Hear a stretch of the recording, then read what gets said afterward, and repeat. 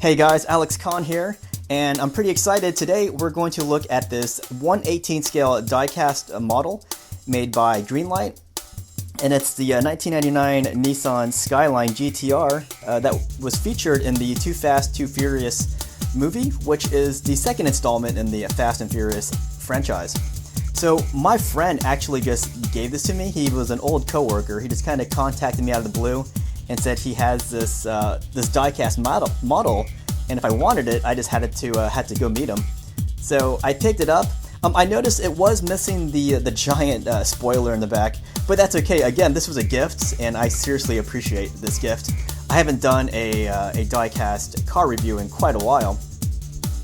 So yeah, this was used in the first part of Too Fast, Too Furious, and if you guys don't remember that movie, or if you don't remember the franchise, I think the first three movies in the Fast and Furious franchise was still when the franchise was about the cars.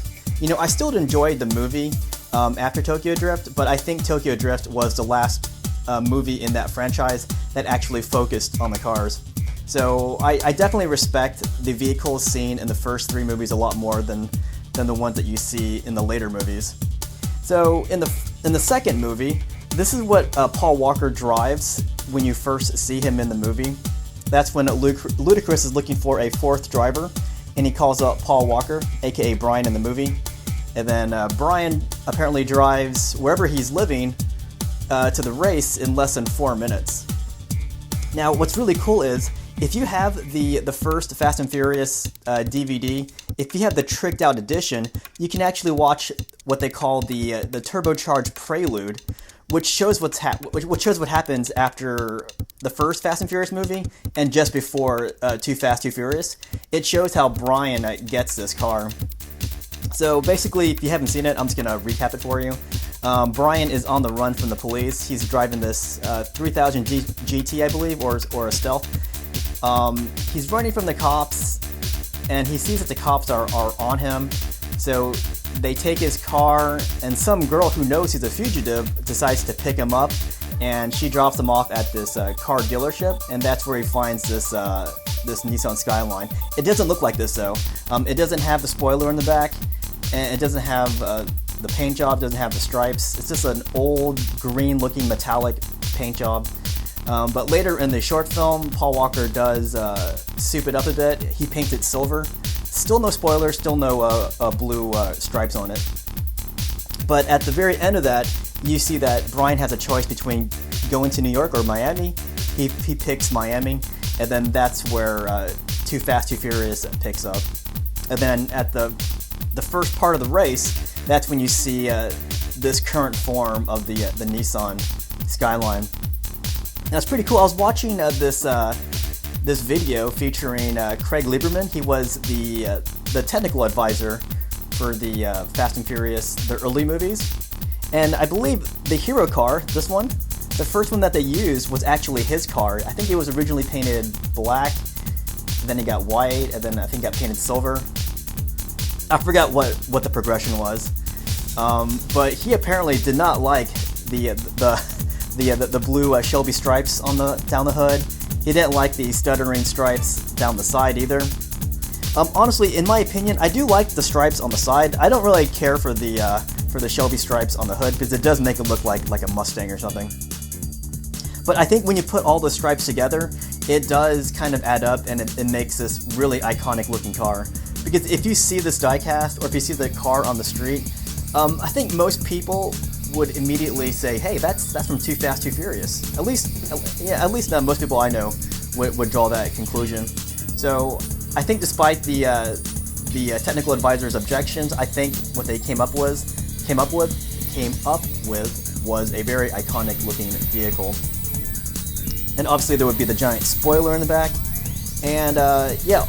Apparently all the GTRs used in the Too Fast, Too Furious movie, they were all real. But I think the only one that was legitimate, that was legal, was the hero car. Because Craig Lieberman went through all the proper channels to get it imported. Whereas with the last four cars, they kind of cut some corners. And I don't think it was quite street legal when they brought it to the United States. I don't really know the exact details, but I did a quick skim through it, and I found that pretty interesting. But anyways, yeah, this is a 5th generation Skyline GT-R, the R34. So I think the stock version had an all-wheel drive, but for the movie, they disabled the all-wheel drive system, so this car would drive, you know, more like a normal car and then do the stunts that was required. This car does get kind of beat up when it does that giant jump over that ascending bridge. That's when Ludacris says, "Hey, let's make this race more interesting." In real life, no one's gonna do that to their car. So there was actually one racer who saw the bridge going up, and he goes, "Heck no," and he stops his car. That's what a realistic race car driver would do. He wouldn't want to destroy his car for a jump, because if you ever watch Dukes of Hazzard, people know that a jump will destroy that car.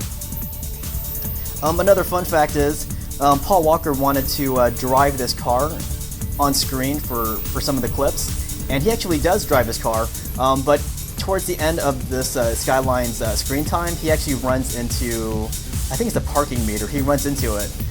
It was kind of a mistake though, but they kept it in the film because it looked really, really cool. So I want to show you what it looks like with the doors open, and those are the only things that this car does do. The passenger and driver doors do open, but the trunk, the hood doesn't open, the front wheels don't turn. But the interior is really cool. You can see the NOS system on the left side. This was still a right-hand drive car. And they actually did spend lots of money on the actual hero car when they were inserting the NOS.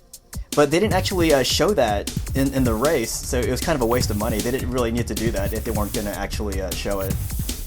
But very sweet interior, very detailed. But yeah, I want to know what you guys think of this car. What do you think of the car used in Too Fast, Too Furious? What was your favorite car in the Fast and Furious franchise in general? Basically, questions like that. You know, I personally do prefer American Muscle, but I love cars like this too, just because, you know, for a movie, these cars do tell a story. I don't really like this front stripe though, because if you were to look at it like this, it does look like a Shelby though. But overall, I think this car was extremely iconic in the entire Fast and Furious franchise movies. Probably one of my favorite cars in the franchise. But it's not my favorite. I also love the fair lady that DK drives in Tokyo Drift. That car was sweet. And as you know, I do like the Eclipse cars. So in the first Fast and Furious movie, Bryan does drive an Eclipse. So yeah, I've got different cars that I prefer from the Fast and Furious franchise. But yeah, that's all I want to say. I don't have much to say. Basically, I just wanted to show off my diecast car that was given to me as a gift. And again, I want to thank my coworker for just gifting this to me. That was very awesome.